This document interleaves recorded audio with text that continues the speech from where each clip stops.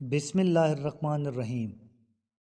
آپ صلی اللہ علیہ وآلہ وسلم نے فرمایا، مسلسل یعنی بلا سحری و افطاری روزے نہ رکھو۔ ہاں، اگر کوئی ایسا کرنا ہی چاہے تو وہ سحری کے وقت تک ایسا کر سکتا ہے۔ صحابہ رضی اللہ تعالیٰ عنہم نے عرض کی، یا رسول اللہ، آپ تو ایسا کرتے ہیں۔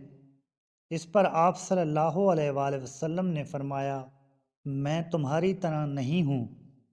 میں تو رات اس طرح گزارتا ہوں کہ ایک کھلانے والا مجھے کھلاتا ہے اور ایک پلانے والا مجھے پلاتا ہے۔